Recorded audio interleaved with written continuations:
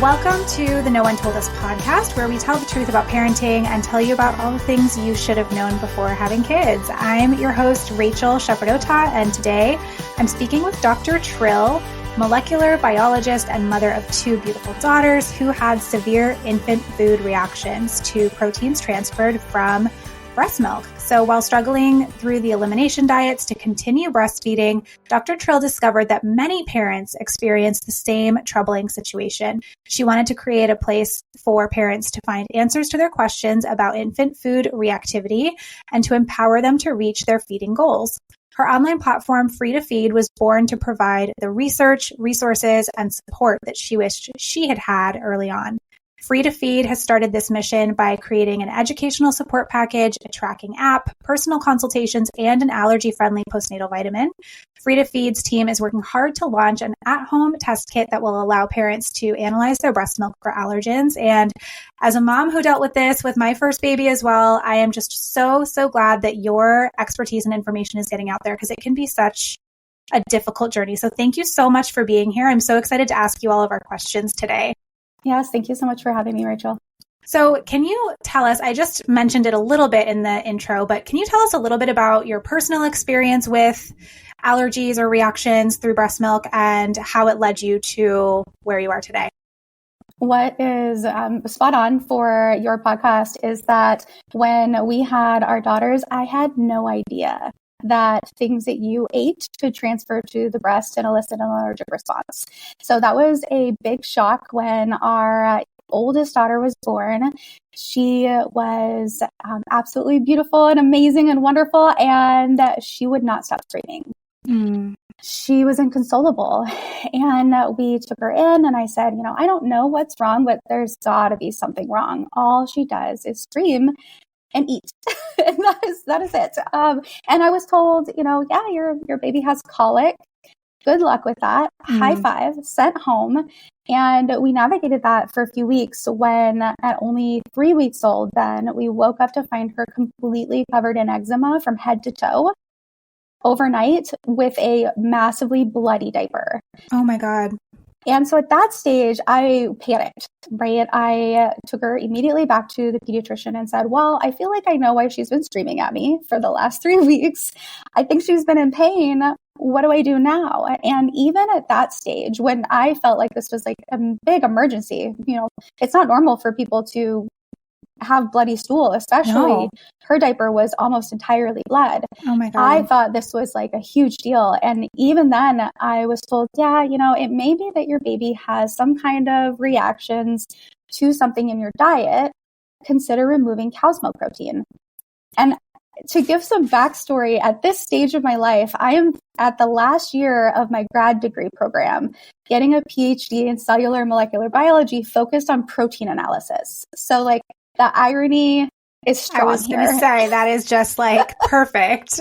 This perfect storm. And so even as somebody who that was my whole life, was studying proteins, I had no idea that food that I consumed could transfer to my breast and cause any kind of issues with any child. And so I said, okay, I will be the first to admit I love cheese. And so I was a little heartbroken. And I was like, okay, what does this mean for me? Got it. I got to remove all cow's milk protein from my diet. And it was still kind of just, that was it though. I was really expecting a lot to come of this, lots of tests and, more information and answers, and just hey, take cow's milk out of your diet and go home was really what I was told. And maybe if you wanted to not do that, you can switch to a specialized formula. And so it really felt, at 3 weeks, we had finally gotten our training wheels off of our lactation journey. I finally felt like we were figuring it out together. So I said, okay, I'm going to take cow's milk out of my diet. And she spiraled. She got worse really quickly. Oh no. And eventually we had this little baby whose skin was weeping and infected, whose stool was just entirely blood. All that came out of her little body was blood. And I was a shell of a human at this stage. And we eventually got admitted to the hospital because I went to a GI doctor and was like, I I don't know what to do. And somebody's got to pay attention. This isn't okay.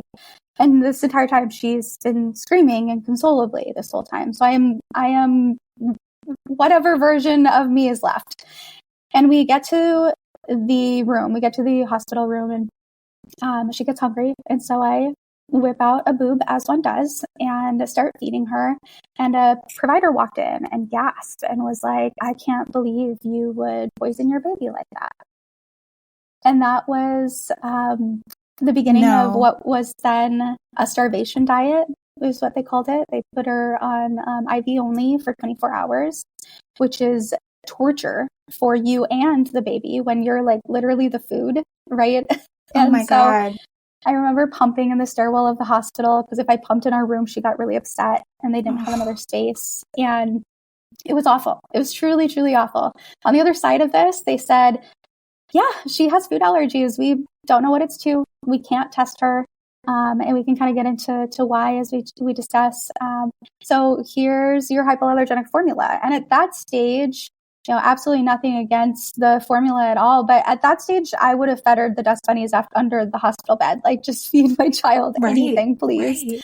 And then the other kind of shoe dropped in that our insurance wasn't going to cover the formula, and it was going to be $50 a can every couple of days. And I was a grad student, and my husband's an artist. And so we were like, where are we going to come up with the funds to feed this child? So I went from, in one moment, feeling like I was feeding my baby something that hurt her to feeling like I wasn't going to be able to afford to feed her at all. And I asked these questions then in the hospital of like, oh, okay, I'm a protein expert. This is what I do. Like, there's got to be something. If you can make a hypoallergenic formula, can I make a hypoallergenic breast milk technically? And the answer was a hesitant, maybe. Here's a laundry list of things that she could be reactive to. Literally, just dozens. Here's just a laundry list of things she could be reactive to. Try taking those out of your diet and pump like a mad woman for a few weeks while your milk, quote unquote, clears, which wasn't necessary, not backed by science, and because our milk doesn't contain foods that we eat for that long, and see what happens. And that was it. And we were shimmied out the door. And so the rest of that journey, and all encompassing, was 1 year of me being on a really strict elimination diet. And it had a lot of impact on my mental and physical health. I was able to successfully breastfeed her, successful for her, less successful for me. And when our second daughter was born was when I popped my head out of the sand and was like, all right, where's all the resources and the research and the scientists that have got to be focused on this, right? And there's got to be more people now. And what I found were lots and lots of families and very little else. And that's when I started Free to Feed. Free to Feed was born about 4 weeks after our second daughter, who also has food allergy issues. And we navigated that with her with the goal of creating everything that I wish I had had when I was navigating it with my children.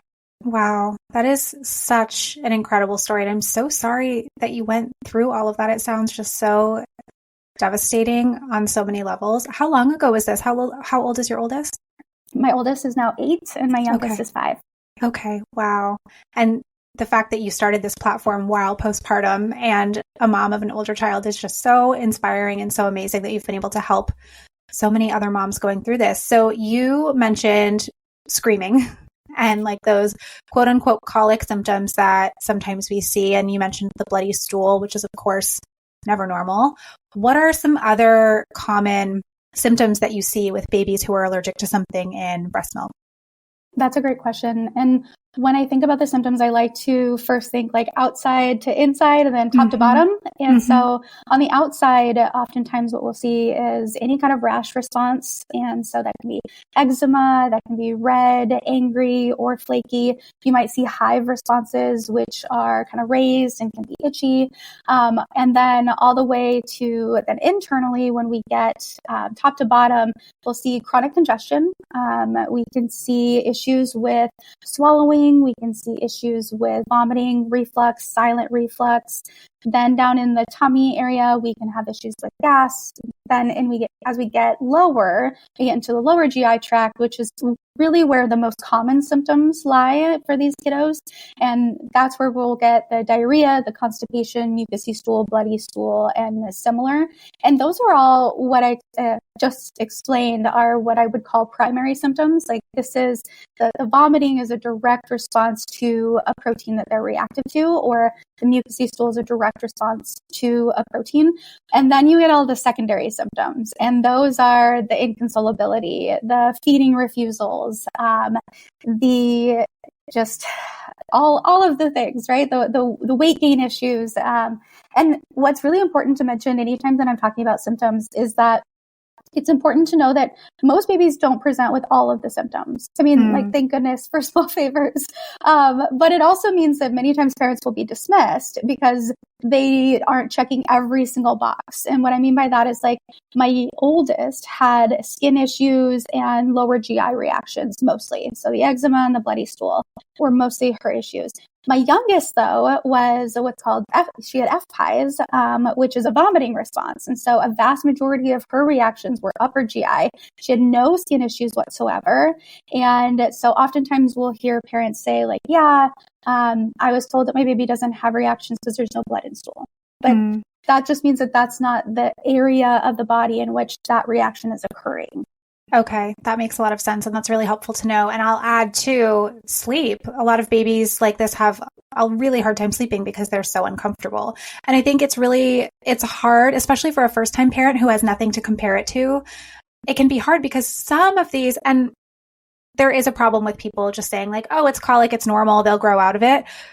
And some of this stuff can be normal and can be common and isn't necessarily a food allergy thing. Like some babies are, they just have a tougher temperament and they are a little bit fussier. There are other breastfeeding issues that could cause some of these things like, latch issue or tongue tie or something like that will cause symptoms that look like this. So it can be really hard and confusing. So I just want to validate that for parents that like sometimes it's not so obvious. So if you've missed something like this, don't feel bad because it's really hard to tease out, right?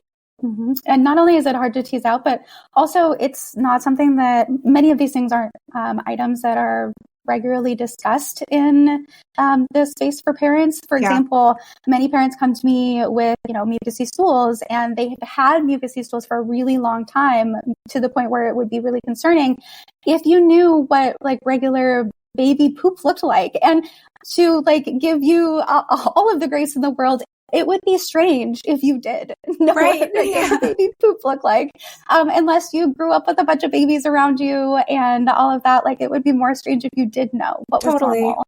And so 100%, right? And we had symptoms probably at day one with our oldest especially, but we didn't know because those aren't things that are regularly talked about. And very frequently, yes, when you say, I'm exhausted, and then there's this stereotype of like that exhausted mother, right? And like, oh yeah, that's just normal. You'll just get to the other side of it. And knowing where the line is hard even for people who've been in this space forever. Mm-hmm. It's so true. So what is it about the proteins? I'm going to ask you to get a little sciencey. What is it about the proteins in the breast milk that are transferring to baby and causing that reaction? And like you mentioned, the proteins don't necessarily last for days or weeks. So what would kind of be like the first step to determining A, what the allergy is, and B, do you need to go on an elimination diet? How long do you have to be on it for? I know this is like a huge question and 3 questions in one, but Yeah, this is my favorite topic. So my focus on the research side has really been molecular components in human milk and like how are we transferring these fragments of proteins to the breast and how much do we transfer what portion in order for us to get to the point of being able to detect it, right? So what we found in our research and other labs as well is that when we consume a protein, like let's say, for example, cow's milk protein is really, really common for being a trigger for kiddos. If your child has food reactivity, about 90% of those children with food reactivity will be reactive to cow's milk. So it's super, super high probability. Now, That doesn't mean everybody. So definitely want to not eliminate cheese if we don't have to eliminate cheese. But let's say, for example, we think about cow's milk protein. What's important to note is that all of the foods that we eat, oftentimes because we're thinking like fat, carb, and protein, we're thinking that it's like one type. When in reality, all of these foods that we eat, they have multiple proteins that make up that food. And so in cow's milk, for example, we have beta-lactoglobulin, and we have alpha-S1 casein, and we have lactalbumin, and they all have snazzy, crazy words and names, titles to them. But all to say that there's dozens, sometimes hundreds of different proteins that make up any one food that you might eat. A peanut has lots of different proteins that make it up. Now, what's really fascinating is that then when you consume that food, like cow's milk, you're going to take all of those proteins and you're going to significantly break them down into smaller fragments of themselves. And the best way that I like describing this to listeners is like if you were to visualize the alphabet. So oftentimes when we think about a protein that we're consuming, or any protein really, it's made up of amino acids. And oftentimes in the science world, as we get nerdy, amino acids for us, we like to label with just a letter, right? A, B, C, D, so on and so forth. So then picturing the alphabet in front of you is a really good way to think about like the whole entirety of a protein, A to Z. Now, if I were to consume that alphabet, and let's say that's beta-lactoglobulin of cow's milk protein, as we're like going down this kind of funnel, if you will, when we all consume that protein, we're going to break it down into smaller versions of itself. And all of us are transferring the same fragment of that alphabet to the breast when we transfer. So if you take 100 people and you give them all beta-lactoglobulin through cow's milk, about half of them will transfer at any given time, and we all will transfer at some point. And when we do transfer, we all transfer, let's say, like the LMNOP of that entire alphabet. So most of the alphabet we don't transfer, most of the protein we don't transfer, but we will transfer a small fragment of it. So in order for us to have a reaction for our kiddo, that means that when anybody has food reactivity of any sort, they are typically reacting to a fragment of a protein. So of the entire alphabet, they're reactive to A, B, C, D, E, or LMNOP, for example. And so in order for us to have a reaction through the breast, the stars have to align. And the portion that we all transfer has to match the portion that your particular baby is reactive to. What that means then for us is that some of us are just really lucky and those things all align, and we find that when we consume the food and we transfer, baby reacts because those two things are the same. Versus some parents can eat cheese all day, every day, and you and I can be like, darn you. And then the first time that they give cheese to baby, there's a big reaction. It's a huge surprise, right? Mm-hmm. They're like, I eat cheese constantly. What gives? That's weird. I never had an issue. Which is lovely, and I'm really happy for you. But that means that your baby was then reactive to a different portion of that alphabet, if you will, a different portion of that protein, the A, B, C, D, E, instead of the LMNOP that we all transfer. Okay. And so then when we get down to like thinking about that LMNOP, that now what we would call a peptide fragment or a protein fragment of what's left over after our gastrointestinal system is done with it. A couple of things that I think is really interesting and important to note is that one, we are supposed to only break them down to the fragments that they then transfer to the circulatory system. So oftentimes in this space, people, parents are blamed and they're told like, this is your fault because you, had too many Happy Meals when you were younger, or you haven't drank enough kombucha, or whatever it may be. That we get blamed. And in reality, we're all supposed to keep certain fragments of the proteins that then transfer to our circulatory system because they have biological functions in the circulatory system. They're supposed to be there. And anything in the circulatory system can wind up in the breast. So this is a normal biological function, and it allows us to expose our babies to the things that we're consuming. And we hear that in other spaces, right? We hear like, yeah, it's great to have a varied diet because your baby's going to be exposed to all the flavonoids, right? Mm-hmm. And the same thing is true for these protein fragments. In fact, now we have more research that shows that it can actually reduce the likelihood of food allergies for some of the proteins. So it's a good thing. It's a good thing for most of us, until we have a baby with food reactivity where that thing they're getting exposed to causes them reactions already, right? So Then when we think about how long that protein is in the breast, which is the next part of that question, and for me, one of the most important parts of the question, because oftentimes in this space, there's a lot of confusion about when you consume something, how long is it going to be contained inside your breast? And the research shows, and it's well established in the scientific literature, that proteins follow the same pathway and timeline, very similar to flavonoids and alcohol and most medications, unless they're meant to stay in your body for a really long time. All of those things peak really quickly within a couple of hours and then clear really quickly. The difference between proteins to like alcohol, for example, because alcohol is like more of a chemical compound. Alcohol, there's more cellular metabolism where you don't have to pump in order for the alcohol to leave your system. Whereas with proteins, there is some cellular metabolism that will remove the proteins without having to remove milk. But milk removal is the number one thing that's going to remove proteins from your breast because there's only so much the cellular metabolism can do to break that down.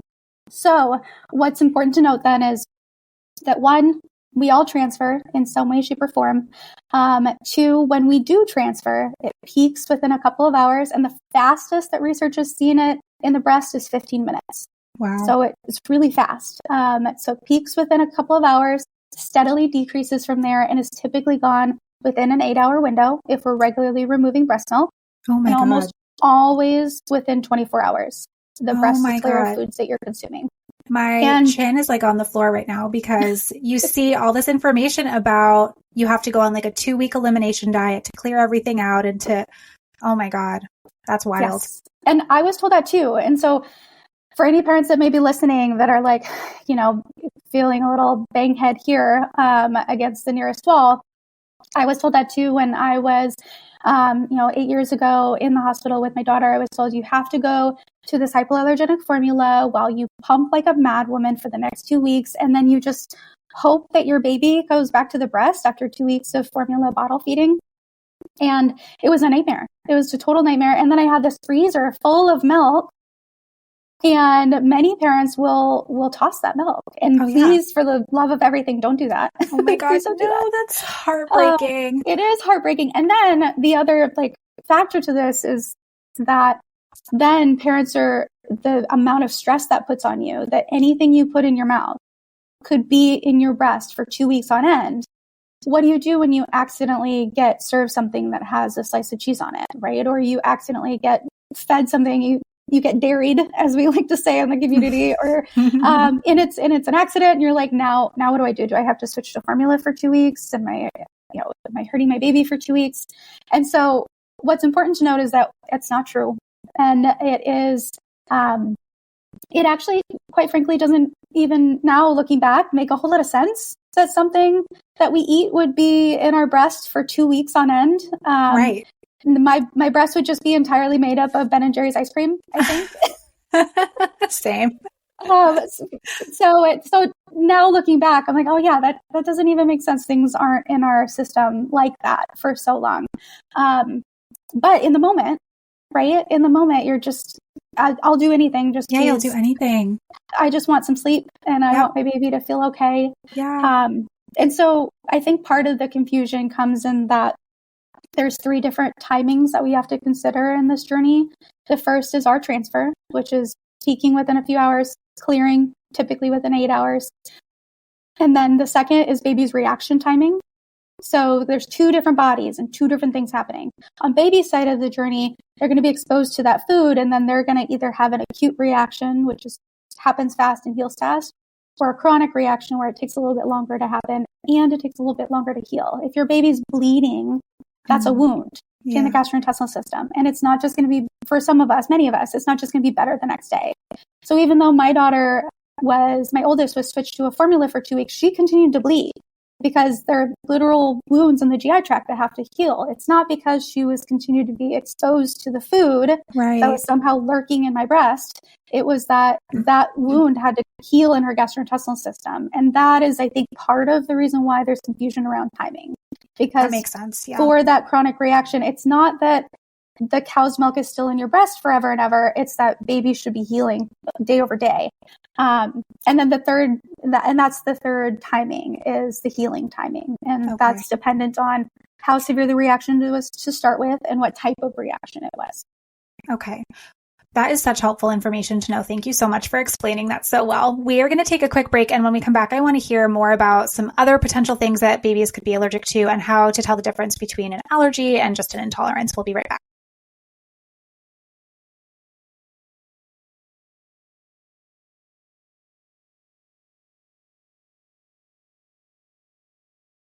Okay, we are back with Dr. Trill, and we were, before the break, just kind of talking about some of the things to look out for, symptoms. And you mentioned that for lots of babies, they're reactive to cow's milk protein. And that's how my firstborn was as well. He had terrible eczema and reflux, and I had to stop eating dairy for the whole year, plus that I breastfed him, and it was the biggest sacrifice of my entire life. Yes. But I have a couple questions next about that. So first is, can babies grow out of these things as they get older?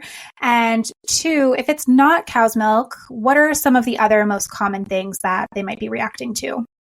Yeah, so those are fabulous questions. The first place that I will go to kind of tee this up and answer both is that what we know now and what we've discovered between my two children is that in 2017, there were new diagnostic codes that were set out for what's called non-IgE mediated food allergies.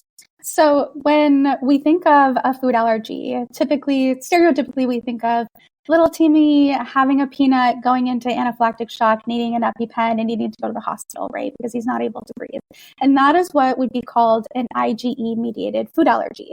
Well, there's this other category now that has diagnostic codes, which are non-IgE-mediated food allergies. And it's essentially all those symptoms we just got done talking about, each of them and some of them grouped together have now different categories, everything from FPIES, allergic proctitis, and more that fit under this non-IgE-mediated food allergy umbrella. And so what's important to note there is that means that almost all of the kiddos who have been told that, or families that have been told that their kiddo has an intolerance, that's not actually what it is.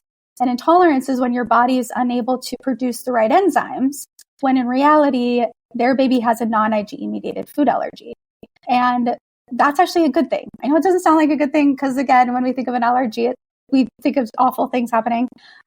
Instead, what's important is that with an intolerance, per literature, intolerance is when your body doesn't make an enzyme that properly breaks something down. And once you have that, that's lifelong. Your body doesn't start making the enzymes later on in life. Instead, our kiddos have non-IgE mediated food allergies, which are almost always outgrown. Hallelujah. So the numbers change a little bit depending on which category you fall under, what types of symptoms you're experiencing.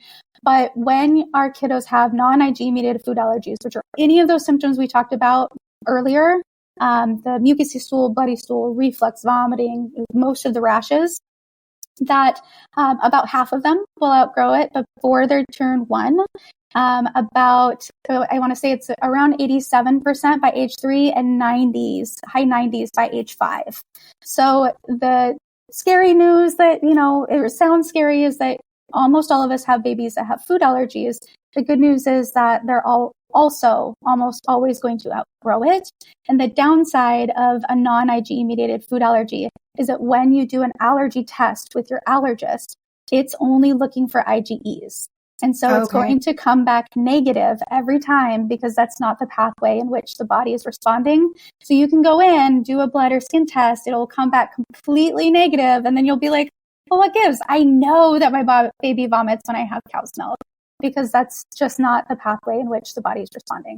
Oh, wow. That's so good to know. And yeah, for us, luckily, my son seemed to grow out of it and now just, loves cheese and yogurt and all that stuff. So there definitely is hope for parents out there. The second part of the question that I asked you was, if it's not cow's milk, what else could it be? So I think, most of the time parents hear about cow's milk, but there are some other sneaky things that we might not be looking for when we're looking at these types of reactions. So what are some of the other most common foods that you see causing reactions in babies? Yeah. So by and large, like we mentioned, cow's milk protein is a really, really common trigger. From there, the next most common trigger is soy. So soy, about 50% of kiddos who are reactive to cow's milk will be reactive to soy. And then the next two most common that kind of tie for third are egg and wheat. Okay. And then from there, that's where we kind of get into the weeds a little bit, where when we think of a common allergen, and oftentimes, parents will reach out to me and say, I've removed all of the allergens. But the top allergens, as we think about them, are the foods that are most likely to cause IgE-mediated allergic responses, not the top foods that are most likely to cause non-IgE-mediated responses. And so Free to Feed is really focused on the research behind okay, what are those triggers then? And what we find is that the top triggers are really dependent on symptoms, right? You're more likely to be reactive to egg if you have eczema. You're more likely to be reactive to oats and rice if you have vomiting. Oh, okay. And so we see foods that are, not part of the quote unquote top list for IgE-mediated allergies, like oats, rice, legumes, beef, chicken, right? These foods that are, for many of us, families will come to me and say, I've been living off of rice and chicken and my baby keeps vomiting. And I have to be like, one, I'm so sorry. That sounds not fun. And two, let's talk about and really discuss the science behind why that diet is probably not working for you. Right. And that's even stuff that you can find online. I did this diet that I saw online and it's all rice and chicken. Yeah. And so it's what's really important as kind of a closing on that is that we are in the throes of publishing a peer-reviewed journal article that deep dives into symptom-based triggers. So we polled over 550 lactating individuals who experienced food reactivity through the breast. And we are partnered with Stanford University to publish the findings so that we can provide this data. And we actually utilize the database with our consults so that when you meet with any of our providers, we have this database and we can say, we can plug in, we're experiencing symptom A, B, and C. And then we get a top list of these are the foods most likely to cause those specific symptoms. Oh, wow. That's going to be so helpful. Oh my gosh. Because just like we were talking about earlier, there are so many different symptoms. And there are so many different foods. So how do you kind of parse out which food might go with which symptom? That's so cool. I love that. So, excuse me. So you just mentioned that lots of babies who are allergic to cow's milk protein are also allergic to soy. So are there other combinations of things that go together often, or is that the main one? That's the biggest one. There's a lot of other kind of cross-reactivity is what it's most often called. And what happens in cross-reactivity, and this is what's happening in soy and cow's milk especially, is that alphabet that we talked about earlier, that elemental P portion that we transfer is almost exactly the same between these two foods. And so even though our body sees it very differently, our body sees cow's milk and soy very differently, but when we break it down to just that little portion of the fragments of proteins, instead what we transfer to the breast almost looks identical. And so the little baby's immune system is unable to differentiate between them. And that's really what's happening in general, is that our baby's immune system is responding in this way because they have not gotten to the point where the immune system can differentiate oh, this is a benign food. It's not actually a threat to me. And instead, it treats it just like it would treat a virus or a bacteria or a parasite and responds accordingly. This is a threat. I need to freak out about it.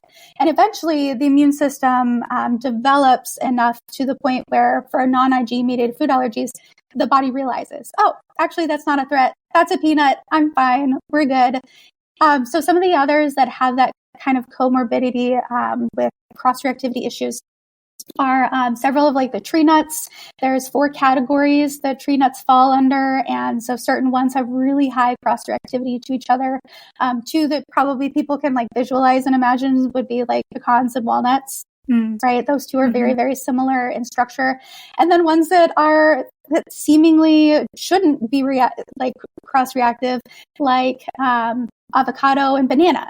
So avocado and banana are both really high trigger foods for vomiting responses. Mm-hmm. And those two foods have very similar specific portions of them that are almost identical to the rubber tree that we make latex out of.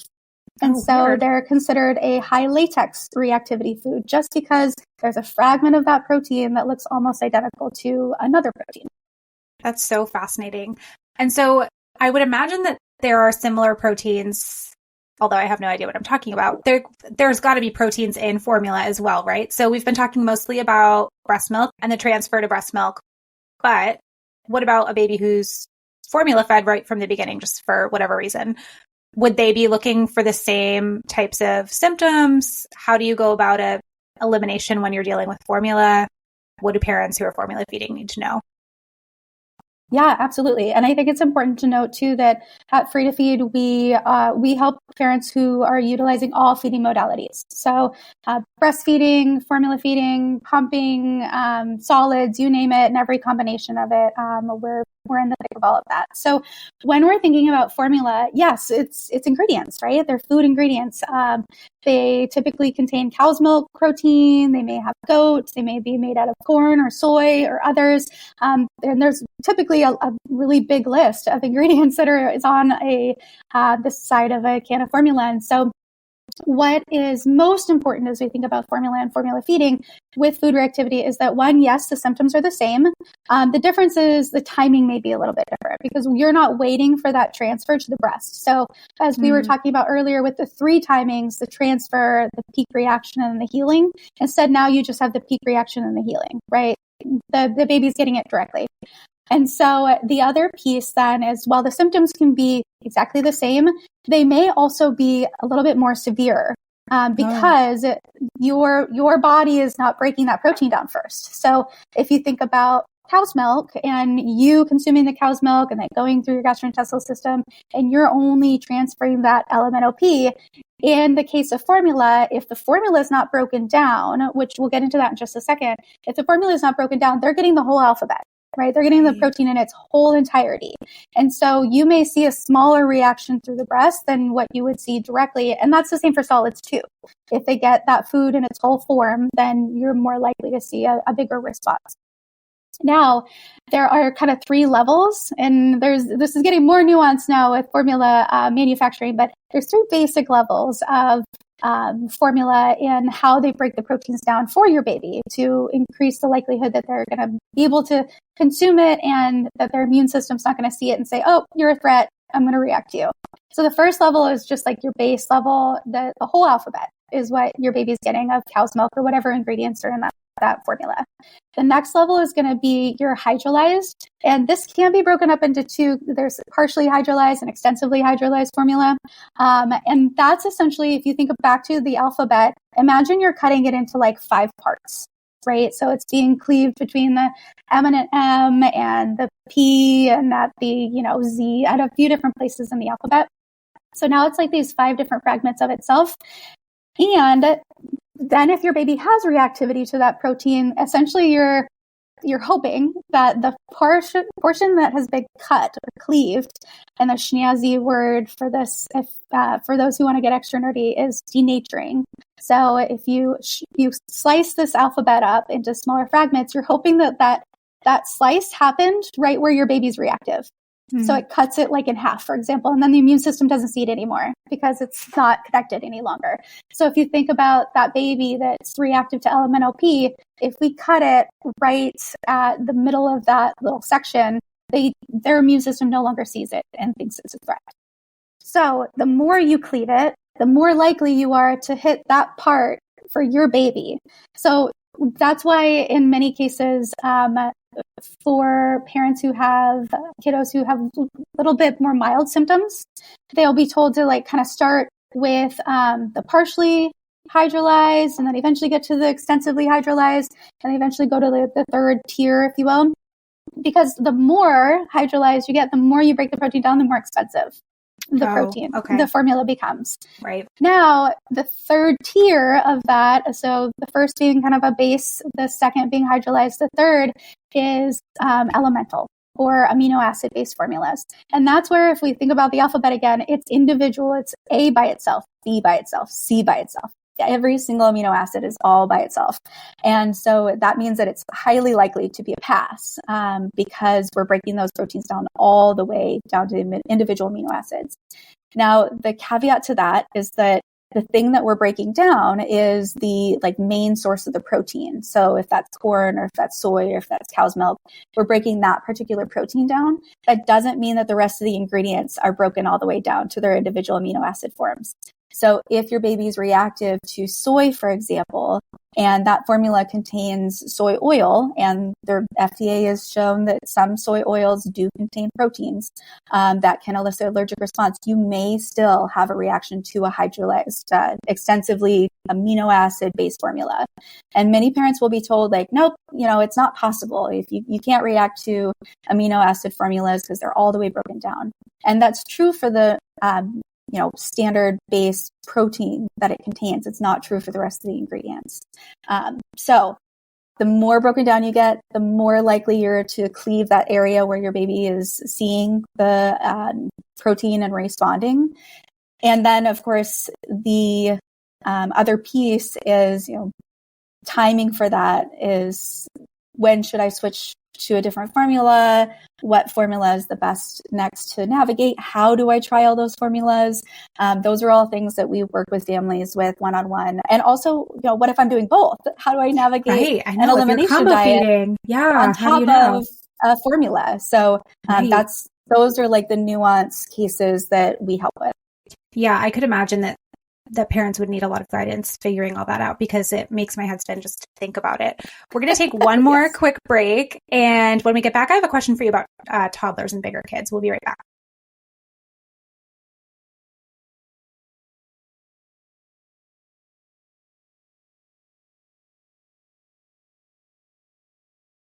Okay, so Dr. Trill, before we wrap up, I have a question about toddlers, because I know many parents that are listening have little babies, but also a lot of parents who listen have toddlers, and maybe they didn't even realize that this was going on with their baby, but now they're thinking back and they're like, oh my God, maybe that's what it was.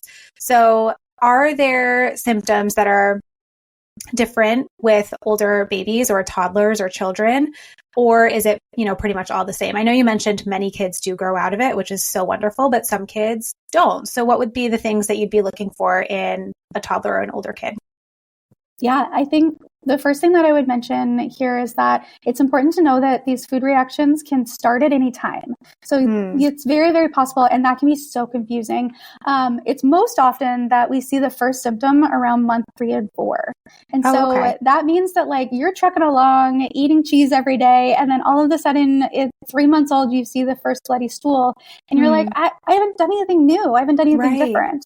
And that's because the immune system's continuously developing. And so you may get several months into your feeding journey before you see that first response.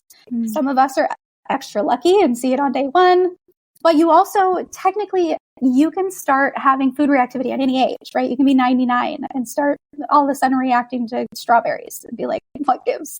So that's important to note, because that can be confusing for parents. And for those who have older kiddos, it's absolutely possible for your first reaction to happen later.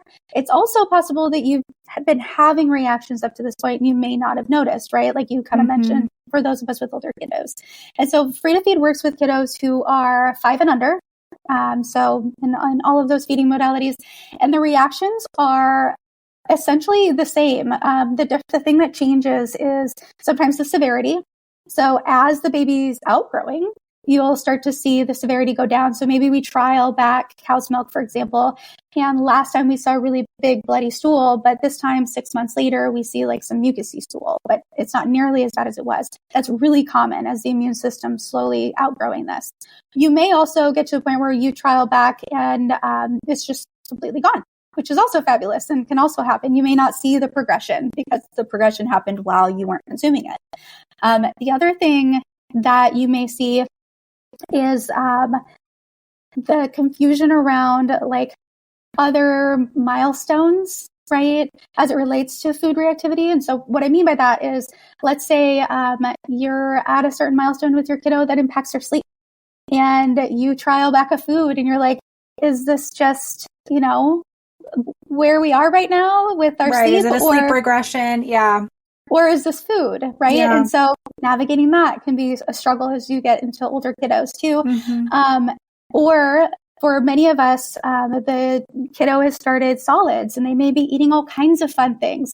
And all of those things can really impact the consistency of stool. And so you may, baby may be a toddler now, living off of bananas because toddlers do what they want and do not care about our agendas. And you're like, wow, this diaper is like really extra mushy. I can't tell. Is it just because we're living off of bananas right at this moment, or because we're having reactions again? And so that like solids kind of middle ground can be hard too, which is where we've worked hard on creating really good resources for parents to like see examples, right? Because again, it would be weird if you knew what like a mushy banana poop looked like. So we're here for you. I love that. Well, thank you so much for all of this information. It's going to be so helpful for so many parents I know, and I hope it reaches people early enough so that they don't have to go through 2-week elimination diets of cheese for no reason. Yes. But one thing I want to ask before we close is, because I ask this of all parents, and thank you so much for sharing your personal story with us at the beginning of the episode too. Is there something that you wish you knew before becoming a parent? And it could be related to this or something totally different, but is there something that like you just felt completely unprepared for that no one told you about before you became a mom? I wish that someone had really set me down, maybe even myself, like my future self, or anybody else had set me down and explained to me how much I would know before I realized it. Like how well my instincts would be that and especially before my first kiddo was born, and when she was screaming and I was like, this just doesn't feel right. Like it just in my gut, like it feels like something's very wrong and no one's paying attention to me. So having that, like a little bit of extra grace for myself and having a little bit of extra, faith in my knowledge and my skills as just a brand new parent, would have really helped me be able to feel like I could advocate better for her earlier and faster and to push back, on things that, that I was told or not told. And, that's the gift I would give myself as a new parent, to say like, listen to your instincts. They're not wrong. And, even if they don't tell you exactly what's wrong, or even if you don't have all the answers, if your instincts are telling you to keep pushing, you should keep pushing. Yeah, that's so huge. And I think that's something that parents are scared to do. And that actually leads me to one more question that I wasn't planning on asking, but since you brought it up, I think it's such an important point. Like, what do you do if you're just being brushed off about this with your doctor? Who do you go to next? How do you advocate for your baby? Yeah.